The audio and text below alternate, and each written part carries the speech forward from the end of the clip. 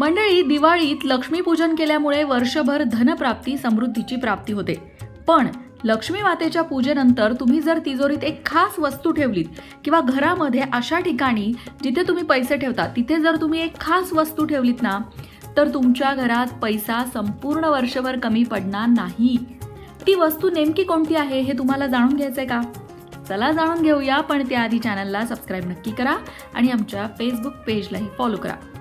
ज्योतिष विद्येनुसार दिवाळीत लक्ष्मी पूजेनंतर पिवळ्या रंगाची कवडी तिजोरीत ठेवल्यामुळे किंवा जिथे कुठे तुम्ही पैसे ठेवत असाल, जसं की तुमचा एखादा पैशांचा डबा असेल, कपाटामध्ये एखादी पर्स असेल, अशी तुमची पैसे ठेवण्याची जी जागा आहे त्या ठिकाणी तुम्हाला ही पिवळी कवडी ठेवायची आहे.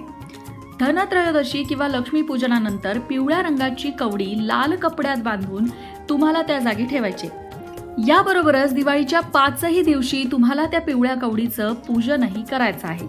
लक्ष्मी पूजनात सुद्धा ती पिवळी कवडी ठेवायची आहे आणि लक्ष्मी पूजन झाल्यानंतर, दिवाळी झाल्यानंतर तुम्हाला ती कवडी तुमच्या पैसे ठेवण्याच्या जागेवर ठेवायची आहे. ज्योतिषशास्त्रानुसार ही पिवळ्या रंगाची एक कवडी, हळकुंड, सुपारी, तांदूळ हे सगळं तुम्हाला लाल कपड्यात एकत्र करायचंय. आणि या व्यतिरिक्त जर पूजेत तुम्ही पैसे ठेवले असले तर ते पैसे सुद्धा, म्हणजे त्यातले 1-2 नाणी सुद्धा तुम्हाला या कवडी सोबत ठेवायचे आहेत. पूजेत वापरली जाणारी चांदीची नाणी किंवा कमळ सुद्धा तुम्ही या कवडी सोबत ठेवू शकता. ही अशी एक पुरचुंडी तुम्हाला तुमच्या पैसे ठेवण्याच्या जागेवर ठेवायची आहे. त्यामुळे वर्षभर धनधान्याची कमतरता भासत नाही असं म्हटलं जातं. हा एक ज्योतिषशास्त्रीय उपाय आहे. पण याशिवाय जर तुम्ही कष्टच केले नाही तर ज्योतिषशास्त्राचे उपाय काम करणार नाहीत. बऱ्याचदा कष्ट करूनही मेहनतीला फळ मिळत नाही, तेव्हा ज्योतिषशास्त्राचे असे उपाय आपल्याला मदत करतात, आपल्या मार्गातले अडथळे दूर करतात. मंडळी, एका पौराणिक कथेनुसार एकदा नारद मुनी आणि देवेंद्रांनी माता लक्ष्मीला विचारलं की माता लक्ष्मी, तुम्ही कशाने प्रसन्न होतात? तुमच्याशिवाय या सृष्टीमध्ये कुठल्याही गोष्टीला अर्थ नाही, मनुष्य सुखी राहू शकत नाही. मग तुम्हाला प्रसन्न करण्याचे कोणते मार्ग आहेत ते सांगा. तेव्हा माता लक्ष्मी म्हणाली, देवर्षी नारद आणि देवेंद्र, तुम्ही लोकांच्या कल्याणासाठी, मानवाच्या हितासाठी हा प्रश्न विचारला आहे, म्हणून लक्ष देऊन ऐका. पुरुषार्थाने लोक माझी प्राप्ती करून घेतात.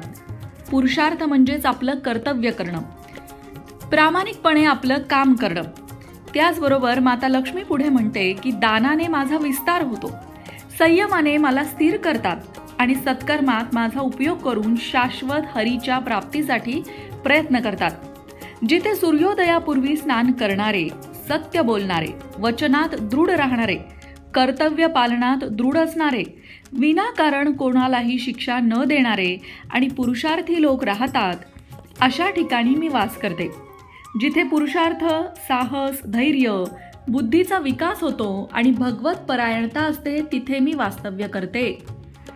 माता लक्ष्मी पुढे सांगते की जे भगवन नामाचा जप करतात, नित्य भगवत स्मरण करतात, श्रेष्ठ आचरण करतात, तिथे माझी रुची वाढते.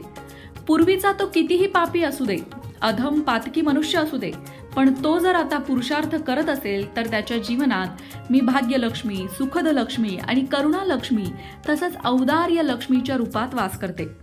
जे सकाळी सडा रांगोळी करून घर स्वच्छ आणि नीटनेटकं ठेवतात, इंद्रियांना संयमित ठेवतात, भगवंतावर श्रद्धा ठेवतात, कोणाचीही निंदा करत नाही आणि ऐकतही नाही, थोड्या थोड्या गोष्टीत क्रोध करत नाहीत, ज्यांचा स्वभाव दयाळू आहे, जे विचारवंत आहेत, अशा ठिकाणी मी स्थिर होते. जे मला स्थिर ठेवू इच्छितात त्यांनी रात्री घरात झाडझूड करू नये. जे सरळ स्वभावाचे आहेत, सुदृढ भक्तिवाले आहेत, परोपकार विसरत नाहीत, मृदुभाषी आहेत, विचारांसह विनम्रतेचा सद्गुण ज्यांच्या ठायी आहे, अशा ठिकाणी मी वास करते. जे विश्वासपात्र जीवन जगतात, सणवाराला तूप आणि मंगल वस्तूंचं दर्शन करतात, धर्मचर्चा करतात आणि ऐकतात, अतिसंग्रह वस्तूंचा कुठल्याही करत नाहीत, कुठल्याही गोष्टीचा अतिसंग्रह करत नाहीत, जे हजार हजार हातांनी घेतात आणि लाख लाख हातांनी देतात, त्यांच्यावर मी प्रसन्न राहते. जे विनाकारण दिवसा झोपत नाहीत, जे कोणत्याही परिस्थितीत हताश आणि निराश होत नाहीत, त्यांच्यावर मी प्रसन्न राहते. जे दुर्जनांच्या संगतीपासून स्वतःला वाचवतात, कुणाचाही द्वेष न करता सज्जनांची संगत धरतात आणि वारंवार नारायणाचे ध्यान करतात, अशांच्या ठिकाणी मी स्थिर असते. जे विवेकी आहेत, उत्साही आहेत आणि आळस प्रमाद ज्यांच्याकडे फिरकतही नाही अशा ठिकाणी मी प्रयत्नपूर्वक स्थिर होते.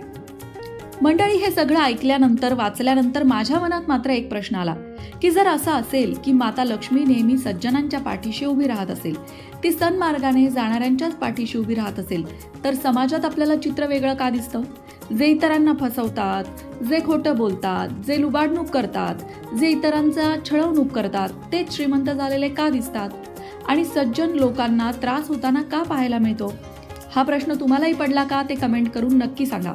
मला या प्रश्नाचं उत्तर पुढच्या पॅरेग्राफमध्ये मिळालं आणि ते असं: जो छळ कपट आणि स्वार्थाचा आश्रय घेऊन दुसऱ्यांचं शोषण करून सुखी होऊ इच्छितो त्याच्याजवळ वित्त येऊ शकतं, त्याच्याजवळ धन येऊ शकतं, परंतु लक्ष्मी येऊ शकत नाही, महालक्ष्मी येऊ शकत नाही. धनामुळे बाह्य सुख साधनांची व्यवस्था होऊ शकते, धनाद्वारे नश्वर भोग पदार्थ मिळू शकतात, पण लक्ष्मीच्या प्राप्तीमुळे स्वर्गीय सुख मिळू शकतं, मनशांती मिळू शकते.